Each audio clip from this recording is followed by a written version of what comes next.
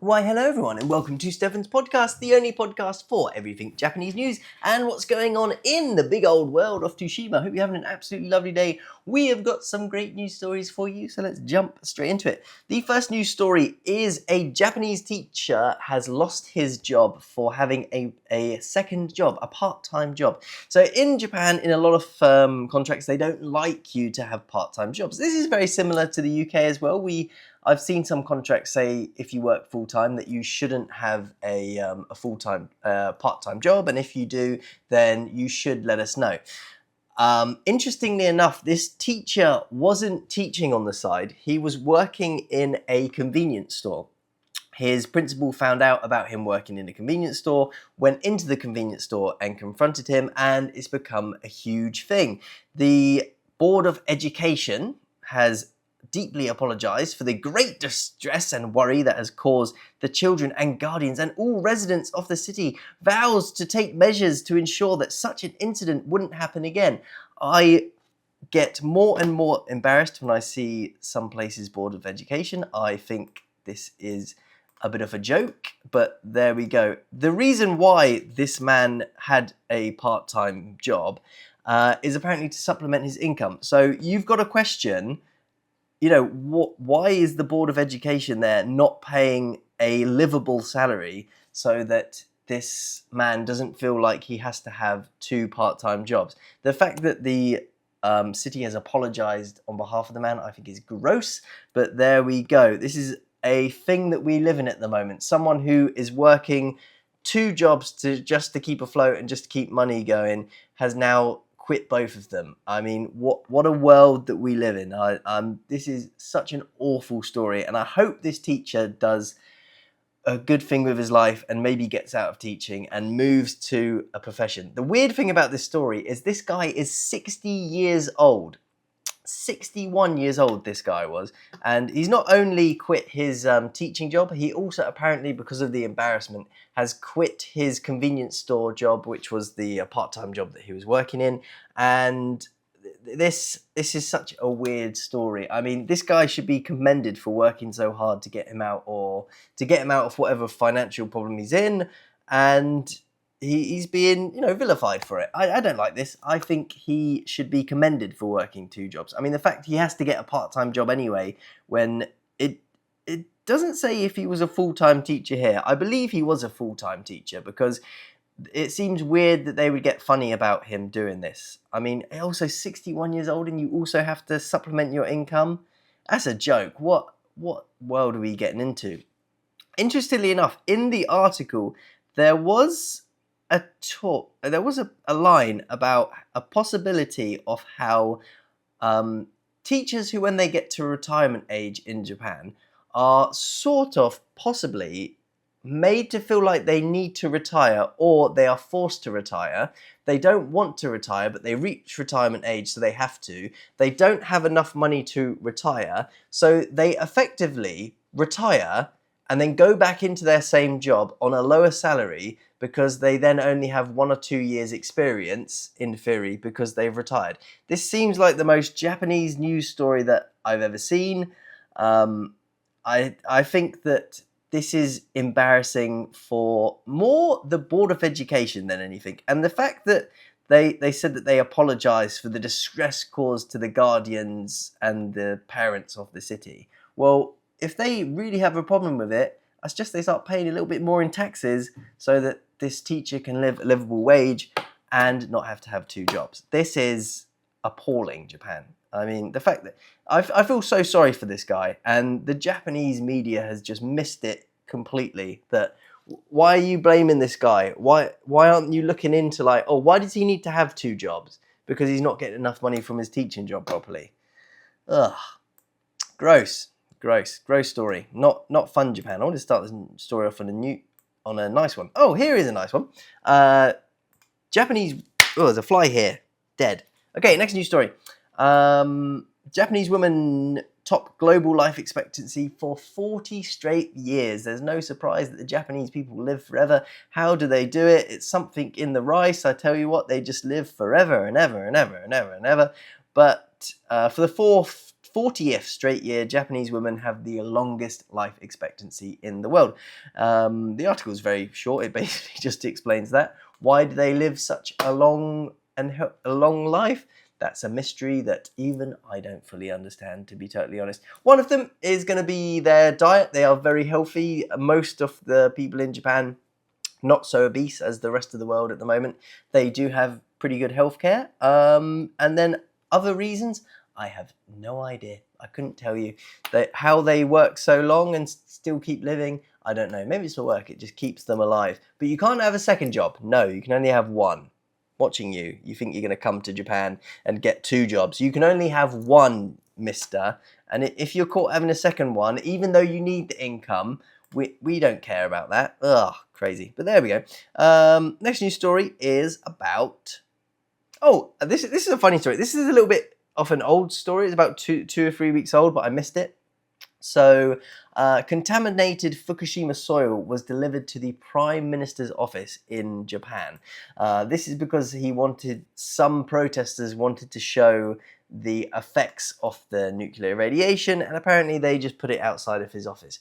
I wonder what he's going to do with it. Is he going to use it to make a nice little farm? It doesn't say. It doesn't say what happened to the dirt after this, but I would like to see him, do something with it. Make a little tower, a dirt tower, do Minecraft blocks, something like that. What would you do if contaminated, it says only slightly radioactive contaminated soil turns up outside your office? What could you do with it?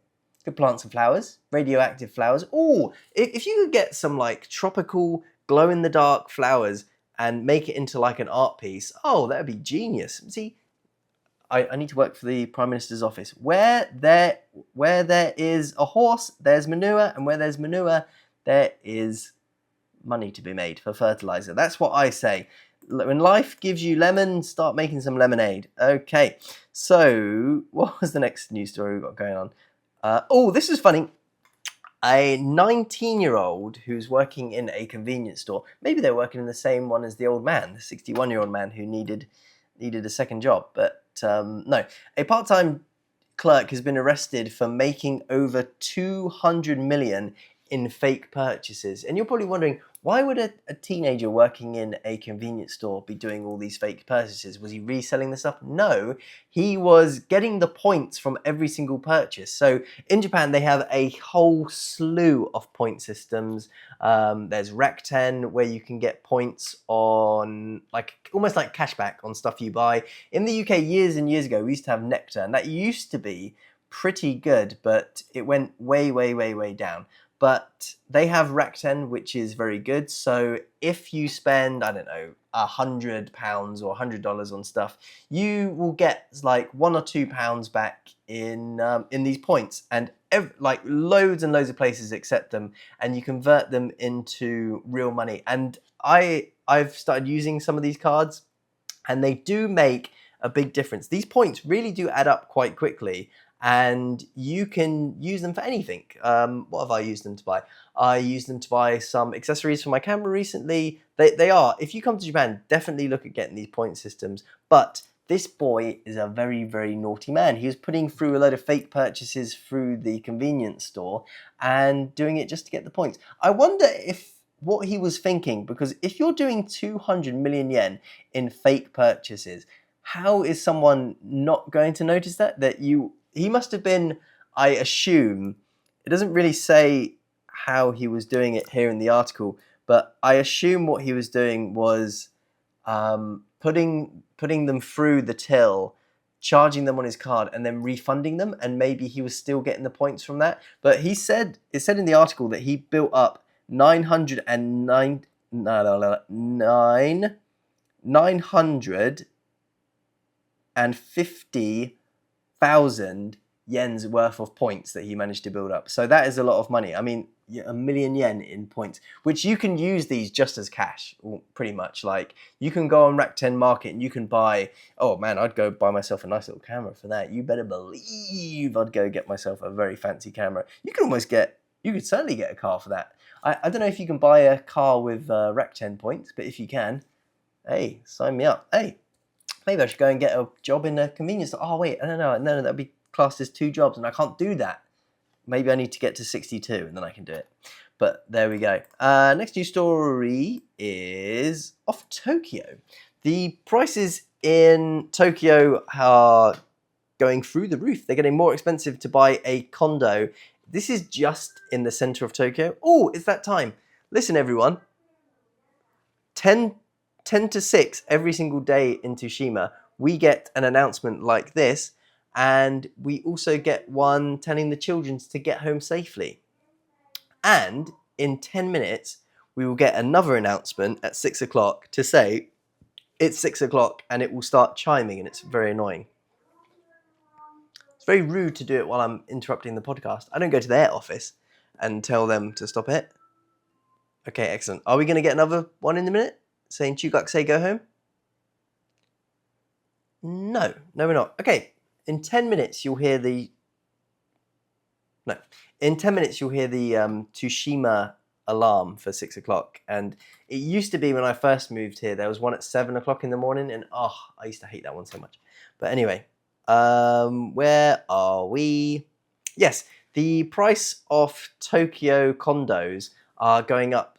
So it apparently hits an average this is a new apartment in central Tokyo for the first month of 2025 hits 130 million yen. That's a lot of money for an apartment, that certainly is. I would say that's about the same in London. I mean, it's the same everywhere you go. London, New York.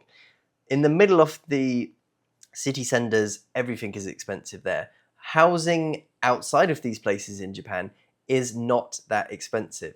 Interestingly enough, Japan is now looking into foreign investment into Japan, and this has been a big thing about their elections recently. So they are potentially looking in stopping like investment firms into buying land in Japan, which I actually think is a really, really good idea. I wish the UK would look into this, because what they're effectively doing is stopping all these giant companies coming in, buying all the apartments and then renting them back to everyone and making a profit from it.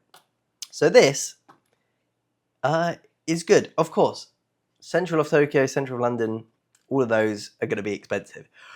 Of course, this is not news. This is like saying water is wet. Water is wet. Water is wet. Who would have known housing in Tokyo is expensive? Huh. Who could have guessed it? Oh, crazy.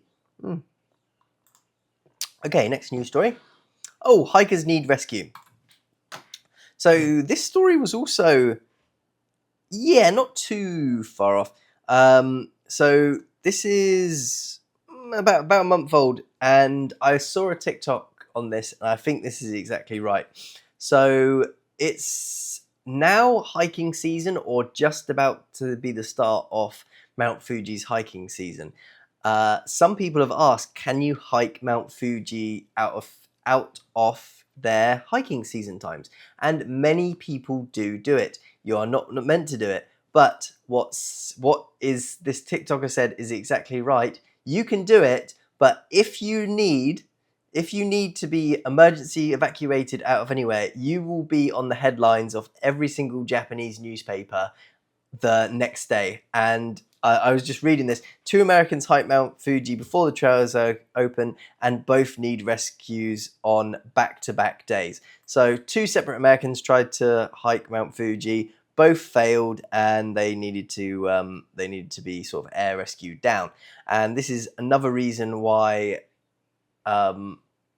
Japan are trying to make people pay for these extra fees for climbing Mount Fuji, and I believe it's going up as well. One of my friends is climbing Mount Fuji this week, and I wish them all the best. It's a very difficult thing. I would like to do it, but I feel like now that there is a hiking season, that hiking season is going to be so condensed. There's going to be so many people climbing Mount Fuji all at the same time that it's almost lost its magic to it. Like, I want to go, but I don't want it to be like a touristy thing. I want to almost go by myself and climb it and get to the top and maybe just see a few people there. But now I think Mount Fuji has unfortunately becoming a bit like Disneyland, and I keep seeing the sticks which someone explained to me why people buy these things. So at the bottom of Mount Fuji, you can go and buy a stick, right? That's 3,000 yen or whatever. A stick. It's a stick. And then as you climb up to Mount Fuji, every single one of these little huts has a branding tool, so they can brandish or brandon. They leave a stamp. They leave a stamp on your stick, and what you can then do with that is send it home. And by the end of the climb, these people who have climbed Mount Fuji have spent about $200-300 on these stamps, and then they have to post this stick back because they can't bring it on the plane because it's too big and too long. And I just question what people spend their money on. I really, really do. $300 for getting a stamp on a stick. I mean, really, Mount Fuji it's basically Disneyland for hikers. I don't see the point in it. But if you come to Japan, I think, hey, if you're into hiking and all that, you want to climb Mount Fuji, give it a climb. I'm sure the views are absolutely beautiful from it. I don't agree with the way that the Japanese have made it so you have to get like a license to climb it. You can only climb it between these months, and how I just don't like it. I think they have exploited the tourists on this too much, and I don't like the Disneylandification of everything. There is a great line in the movie Casino, which I feel like is getting the thing with the whole world. And it's the end of the movie. They go, we had it all and we fucked it all up. The corporations came in and they turned it to Disneyland. They did it to Vegas, and they're doing it to the whole of the world at the moment. That's how I feel. I don't like it. I don't like Mount Fuji. I do like Mount Fuji. I think it's beautiful. I just don't like the Disneyfication of it. There we go. Okay, next news story is, I didn't know this. And this is something that might interest you. The Japan's Lifesaver Association has warned against swimming after drinking alcohol. So they have found that 20% of all life-saving rescues on the beach had the people drinking alcohol before. Of course, many people drink alcohol in Japan, but so much so that in many beaches of Japan, you actually can't drink alcohol. So if you are going to a beach in Japan, just be a little bit careful where you're bringing alcohol to, because you could find that you might get in a little bit of trouble, or that alcohol is technically banned on the beach. And of course, if you're going to the beach and going swimming or snorkeling, be careful with it. I will say, if I'm going snorkeling, I certainly wouldn't drink beer before doing it. Even if I was going in the sea, I don't typically drink beer before going into the sea. I mean, I'm the type of person that I can't drink before 7 p.m. because if I start drinking at like 11, 12 o'clock, by 3, 4 o'clock, I'm totally smashed, or I just want to keep drinking. And then by 6, 7 o'clock, I'm absolutely drunk and just want to go to bed. And then it feels like the whole day is wasted. So I try not to drink before 7. Occasionally, very rarely, if I'm on holiday, I will, about 2, 3 o'clock, go and sit in a cafe or a bar and have a beer. Just one or two. And this is where I'm getting an old man now. The other day, I was on holiday and it was like 3 o'clock. It was hammering with rain. Absolutely hammering with rain. I went into a cafe, I got a donut, I got a tea, and then I saw they had beers there, and I went, you know what, I'm having a beer. And I did. At 3 o'clock, I had a beer and I read a book like a very, very old man. But you know what, I loved it. I had an absolutely fantastic time reading my book. I'm reading 2 books at the moment, which from a guy who in his whole life has read maybe 3 or 4 books total. I've read Holes. I read the first Girl with the Dragon Tattoo. I didn't read the second one. I kept trying to read the second one, but I read. There's this one chapter in the book where the woman in it, there's a woman in it, and she's on holiday, and she meets a guy on holiday on the beach. And I've read that chapter like 10 times, and for some reason I can just never get past it. And now I have read Mr. Mercedes. I'm currently reading the second Mr. Mercedes, which is Finders Keepers, and I've about 2/3 of the way in that, and I also am reading Pet Sematary. Both are very good. I think Mr. Mercedes is better than Pet Sematary, but I haven't finished it. I also started watching there was a Amazon Prime or something. This is 6 o'clock. There it is, the chime.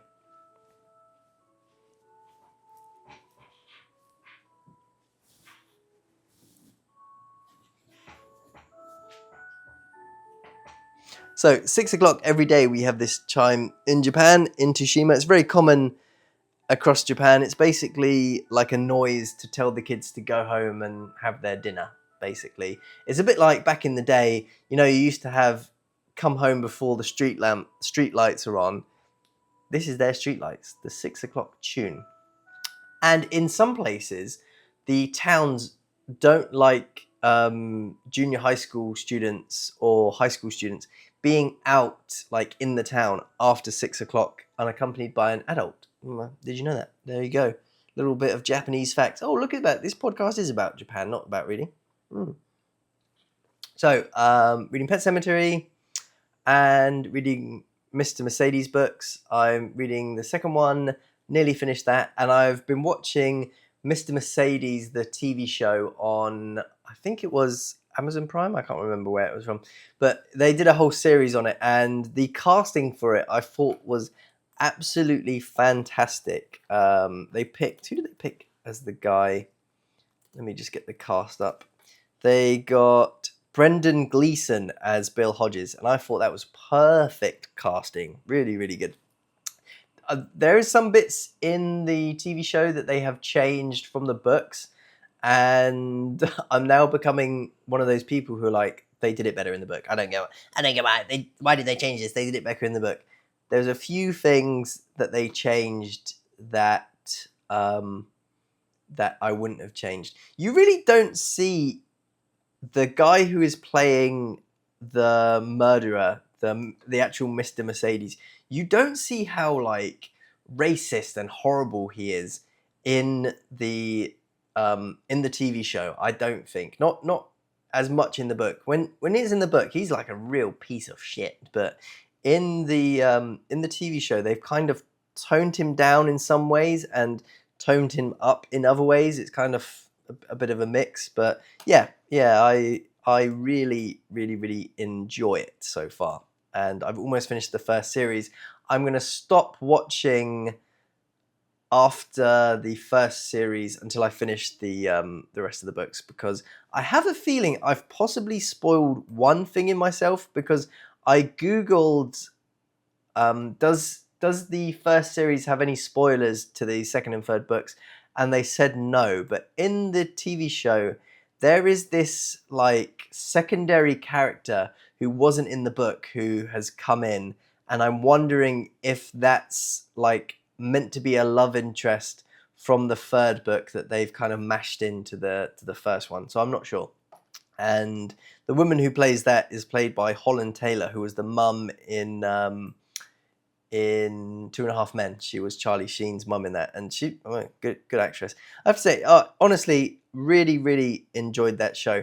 There's so many TV shows now that just slip under the radar because there's so much streaming going on. No one talks about TV as much as they used to. Everyone's becoming so separate that you don't hear about these great shows. But Mr. Mercedes, good show, good book, interesting, very interesting. But back to Japanese news. Oh, Japan is hot. That's what I've got as my news story. Really? Whoa, water is wet. Okay, good. So over 200 observation points in Japan have recorded a 35 centigrade plus temperatures for the 6th straight day. It's so hot in Japan that the devil comes to Japan during the summer and goes, oh, this is too hot, I'm going back home. It's unrelenting at the moment. And the UV, especially in Toshima, it's so high that as soon as I step outside, my pale and white skin just gets burnt to a crisp, and I don't go a beautiful tanned color. I just go red and horrible. It's awful.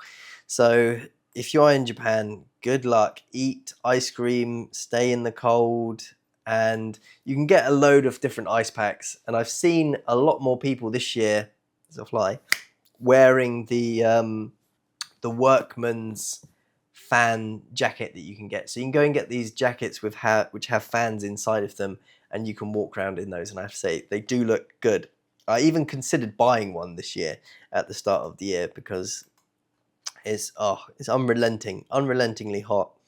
Really, really not fun. And what's crazy is Tsushima is technically cooler than other places like Osaka, Nara, just because it's more by the coast. But I feel like we don't have the shade which the other places have, because we don't have many tall buildings. We have one tall building in Izahara, which is a hotel and is a Toyo hotel, something like that. It's a big hotel chain.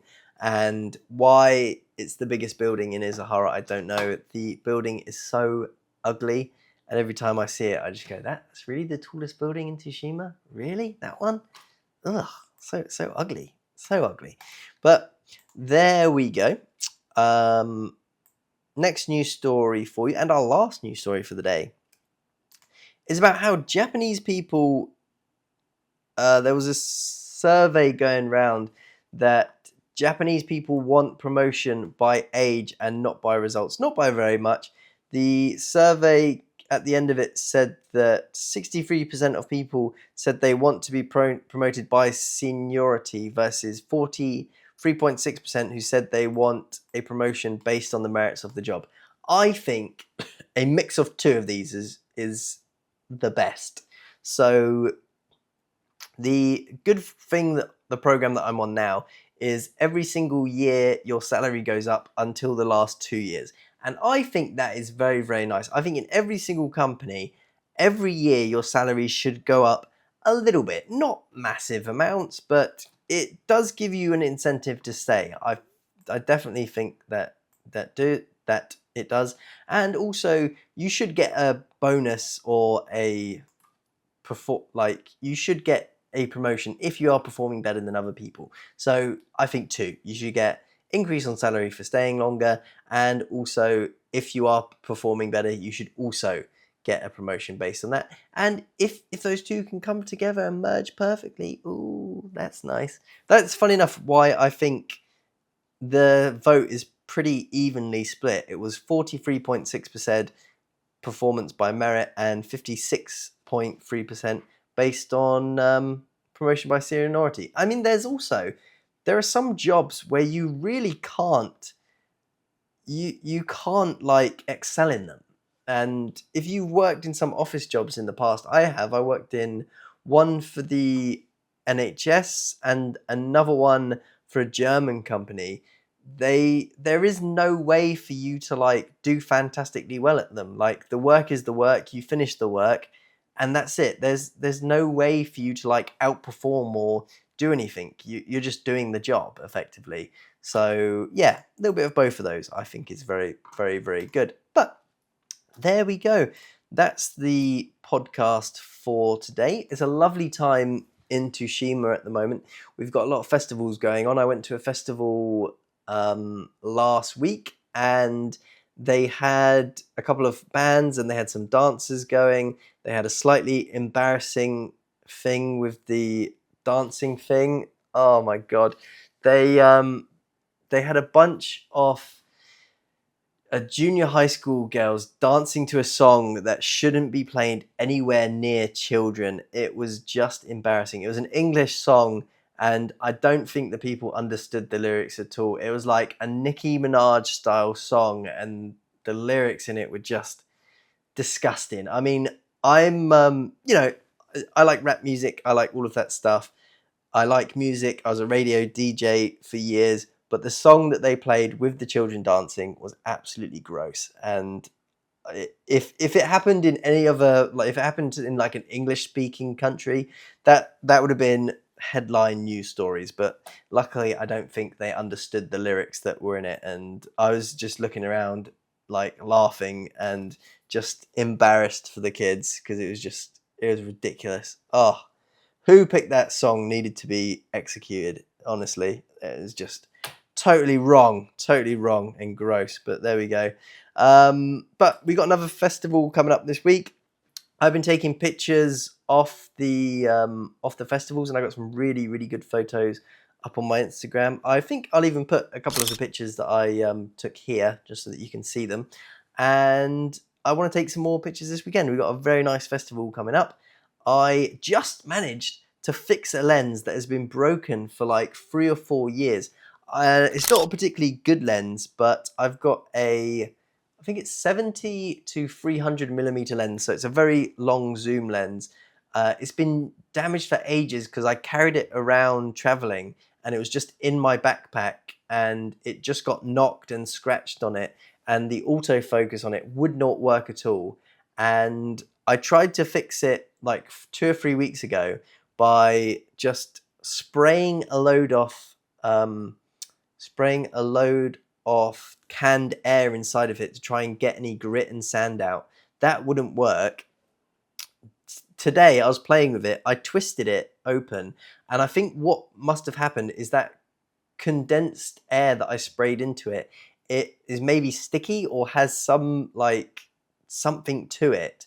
But when I twisted the lens, I could see a load of like grit on it, so I like cleaned that. I plugged it into my camera, and bang, the autofocus was working on it.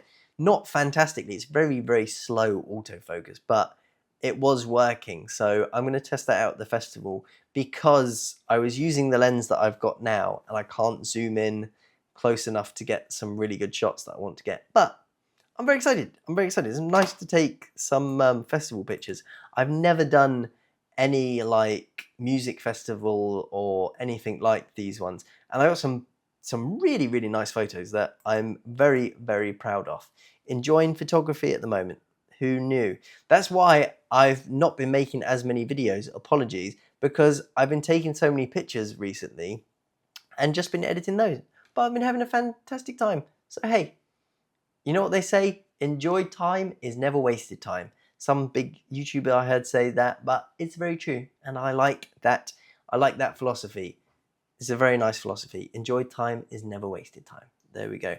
Have an absolutely fantastic rest of your day. That's the end of this podcast. I will be back for more videos this week, and I'll see you again soon. If you haven't already, like and subscribe, and I shall see you in the next video. Goodbye.